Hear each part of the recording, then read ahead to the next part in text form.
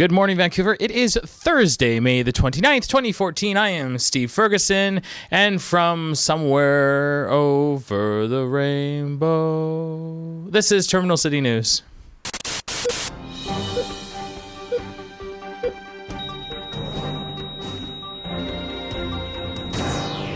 China has announced that it is putting forward a proposal to various governments around the world to construct a $2 trillion high-speed railway line linking Beijing to the east coast of the United States, and Vancouver happens to be one of the stops. The route is actually kind of interesting. I'm going to pull up a quick map right now, whereas you see it kind of goes from Beijing and then up to Siberia and then up across the Bering Strait to Alaska, and then all the way down to Vancouver, and then from there all the way down to the tip of South America, I guess, and then up through the Amazon, and then over back to the Galapagos, and then maybe over to Istanbul, and then winding up somewhere on the east coast of the United States, I guess. Anyways, needless to say, the funny thing is that China is willing to front the costs entirely themselves.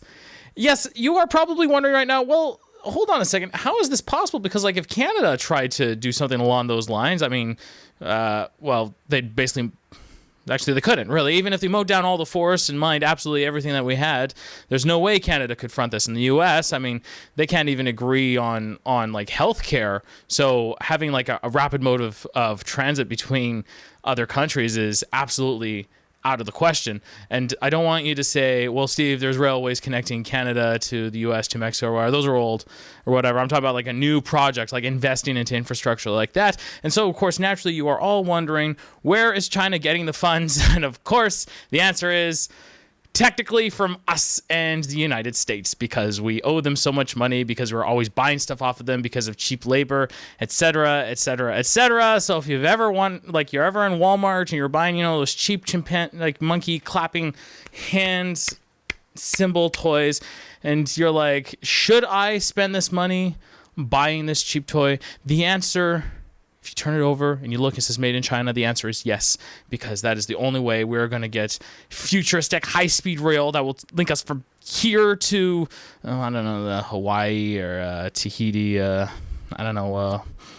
Mars, whatever.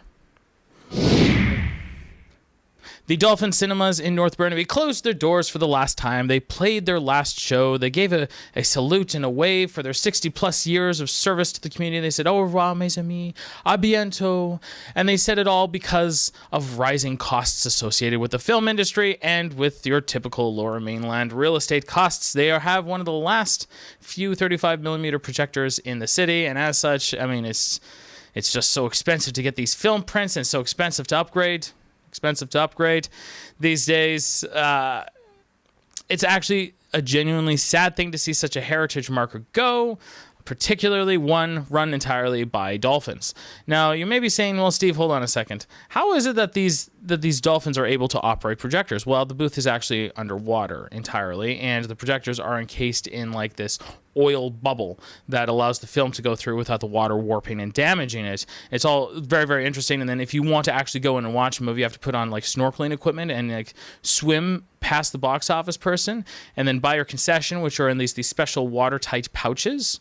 And then from there, you're able to go into the auditorium, and then you can actually step through this sort of like membrane, and then the auditorium's dry, so you can take off the scuba suit. And now you're asking, well, hold on. If the auditorium is completely dry, how do the staff go in and clean it? The answer is they do not. The auditoriums are the most disgusting you'll find anywhere, because people go in and they say, oh, this place is already disgusting. I'm just going to leave stuff everywhere. And then they laugh, but they laugh silently. He. We're making just as big a mess. But because dolphins have such a great sense of hearing, they're able to hear everything, and they're able to look down on us. And that is basically why they're closing. Speaking of dolphins, Jane Goodall, yes, she's still alive. Jane Goodall, famed chimpanzee researcher, has sent in an open letter to the Vancouver Aquarium pleading with them, please stop keeping cetaceans because it's immoral and it's wrong and entertainment and we should phase it out, etc., etc., etc. And in response, the aquarium has sent a letter back saying, we don't recall you've ever been here. You don't actually know what this place is like, but tell you what, come on visit. We'll give you the grand tour. We'll show you some of the research that you did. Jane Goodall's assistant then wrote in and said, that's a cheap joke. I'm sorry. So a lot has been happening in the last 2 weeks in regards to the ongoing dispute between teachers and government. As it stands, the teachers said that they were going to announce a rotating strike during this very week, but it's basically like like one school district a day during this week will be on strike for only 4 days, which has got to be one of the pussiest strikes ever. Now, in fairness, though, the teachers they're thinking about the students. They're like, we really don't want to impact their graduation stuff. It's getting close to the end of the year, so we're going to try to keep it minimal. And the provincial government decided, well, if you're going to strike, we're going to lock you out.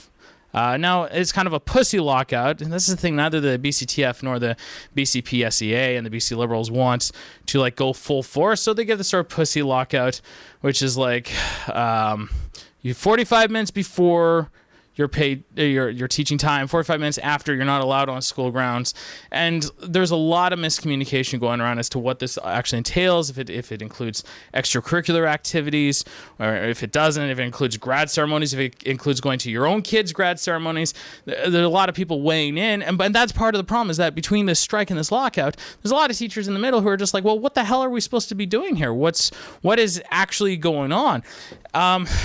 This, of course, did not stop the BC Liberals' most recent powwow convention thing. They had this nice little meeting just last week, Stockwell Day, a noted conservative, because, big surprise, the BC Liberals aren't liberal, they're actually conservative. They just call themselves liberal. Stockwell Day came, he did a little speech, and then our Education Minister, and I'm not making this up, Education Minister Peter Fassbender spent the night drinking, taking pictures, and riding a mechanical bull.